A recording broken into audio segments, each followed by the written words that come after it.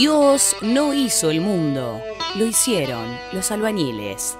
Zona de trabajo, un recorrido por el territorio de los trabajadores en Radio La Compañía. Seguimos en Zona de Trabajo en Radio La Compañía, 18:26 de la tarde.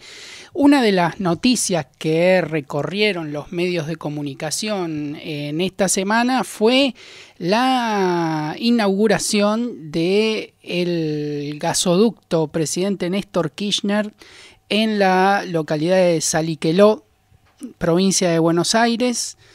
Y surgen a partir de ahí muchas dudas, muchas suposiciones alrededor de lo que esto significaría, pero como nosotros desde el programa siempre queremos tener la palabra, la posición, las consideraciones de los trabajadores y trabajadoras sobre los temas, estamos en comunicación con Guillermo Serrano. Él es trabajador petrolero de la provincia de Neuquén, con quien hemos hablado en otras oportunidades, pero esta vez vamos a conversar con él para que nos cuente un poco cuáles son las impresiones alrededor de esta inauguración. Guillermo, ¿nos estás escuchando? Sí, buenas tardes, Nicolás, ¿me escuchas bien? Perfectamente. ¿Qué tal? ¿Cómo andan por allá? Bien, buenas tardes, ¿cómo están todos? Hola, buenas tardes, Guillermo. Carlos te saluda. ¿Cómo andás? Gracias, Carlos, un abrazo. Bien, bien, bien. Guillermo, bueno, un poco como presentaba Nicolás recién, la intención, digamos, era poder charlar un poco con vos como trabajador del sector petrolero, para que nos des, digamos, el punto de vista, digamos, que ustedes tienen con respecto a todas estas obras que se vienen haciendo en el sector energético y que, bueno, tuvieron como corolario, por ejemplo, la cuestión esta de la construcción del gasoducto que se inauguró el 9 de julio con bombos y platillos en Salliqueló, ¿no? En la provincia de Buenos Aires.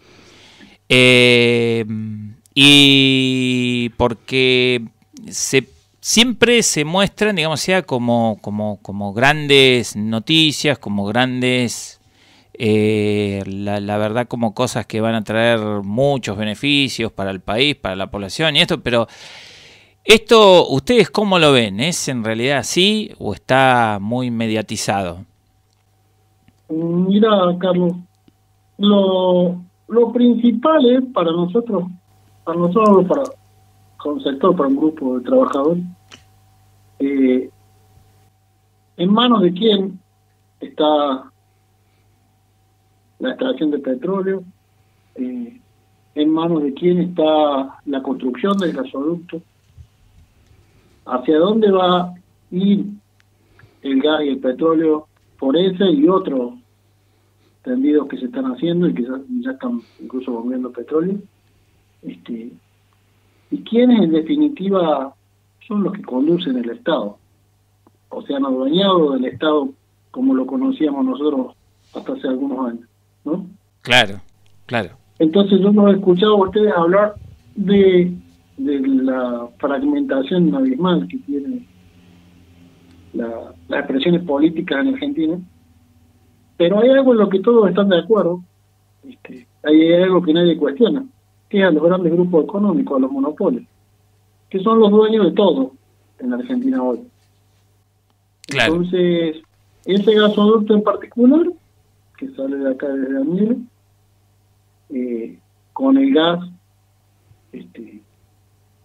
de Techín, entre otros, construido por Techín, con los caños que fabrica Techín, va a Bahía Blanca para la exportación, en un primer tramo.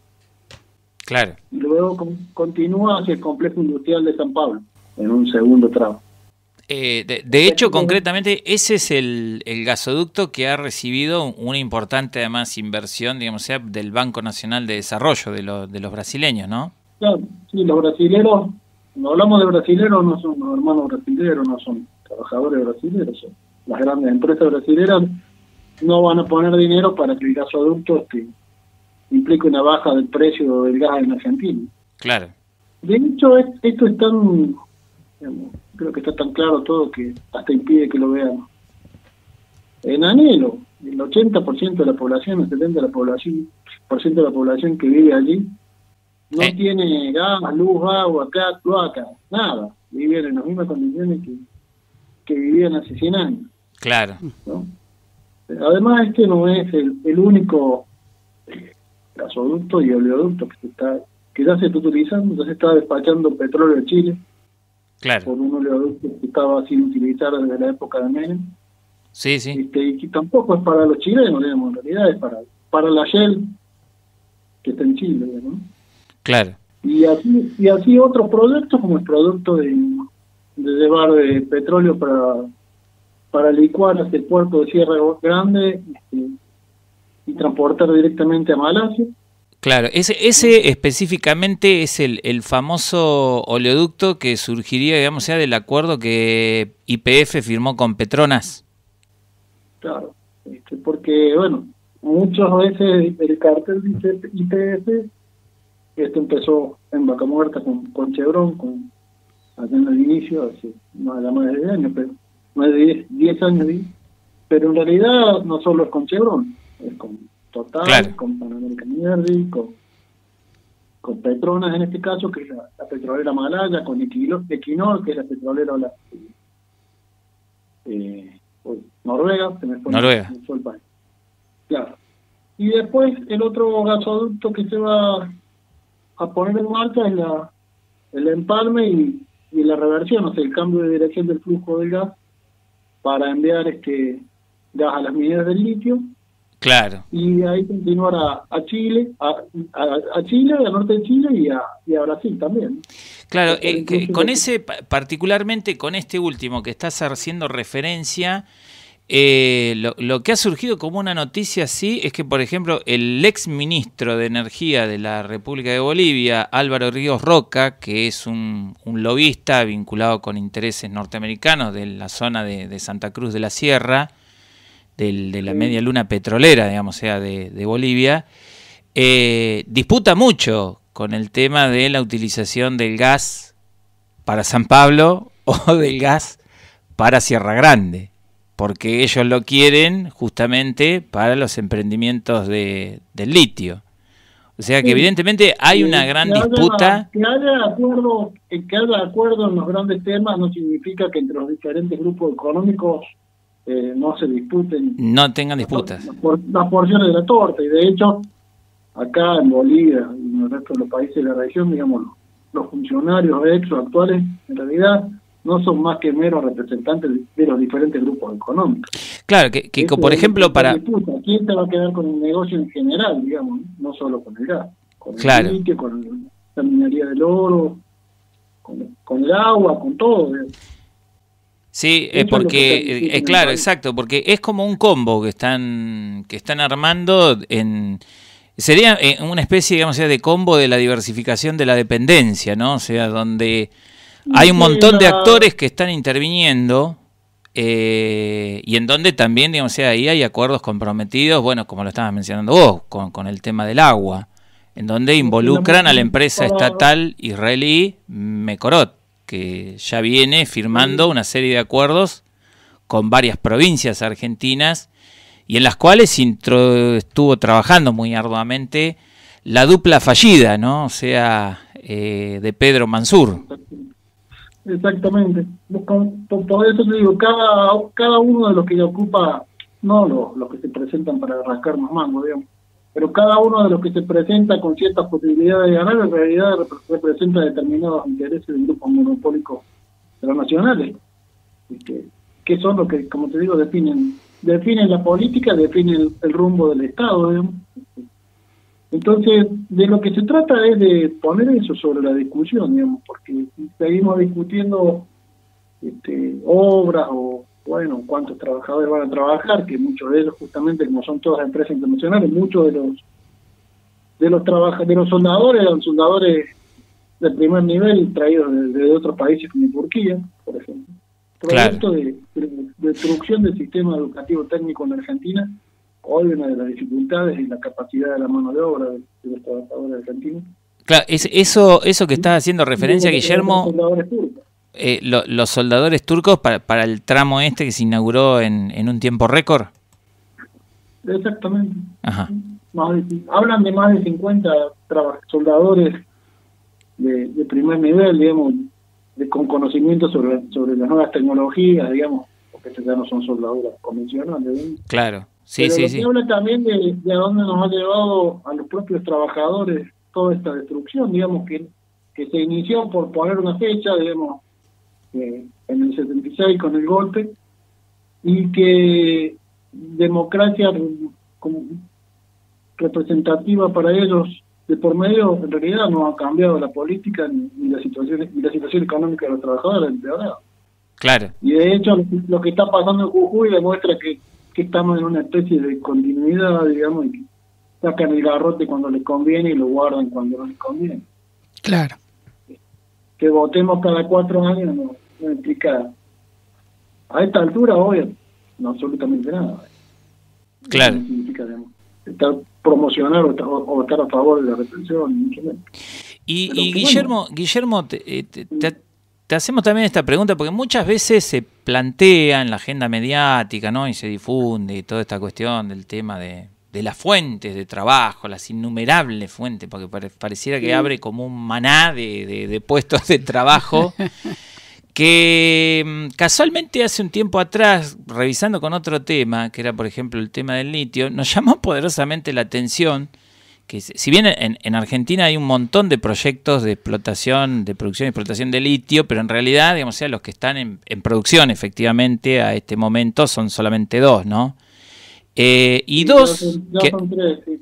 Ya claro, con el de los chinos va a ser el tercero, ¿no? O sea, pero en realidad son 2, digamos, o sea, que eran los que al informe de la Secretaría de Minería de la Nación, digamos, o sea, del 2021, eran los 2 que uno estaba en manos de los ingleses y el otro de los ingleses y los norteamericanos.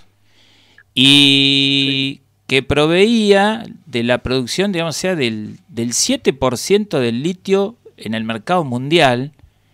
Y la realidad es que había unos 1.600 trabajadores en el sector. Sí, seguro. Hoy se calcula, las últimas estadísticas hablan de 2.000, 2.500 trabajadores en toda la industria del litio. Del litio, sí, claro. Lo cual habla del grado de concentración y de la economía, digamos, ¿no? Claro, sí. Y además también... Contrario a lo que todos dicen, la importancia de la clase obrera y los trabajadores como tales. Claro, y contradice también ese eslogan que se suele vender como las fuentes de trabajo que esto va a traer, porque la verdad... Seguro. No solo la fuente de trabajo, acá en Neuquén, digamos, podemos decir que hay demanda de mano de obra, pero con sueldo y cada vez más bajo y condiciones de trabajo cada vez más desfavorables. Nosotros hemos hablado... Creo que la vez que hablamos fue por la muerte del trabajador en la refinería de Paz. Exacto, claro, sí. Incontables los accidentes de este año, producto esencialmente de la falta de la precarización y de la falta de inversión. Y la falta y la aplicación de ritmo de trabajo cada vez más exigente. El desarrollo de Vaca Muerta es una factoría, digamos, se prende y no para, digamos. Entonces, bueno, eso implica accidentes, riesgos, complicidades sindicales, todo una trama. Sí, porque eso aparece en cada uno de los temas que se abren, es como una caja de Pandora cada vez que uno va abriendo.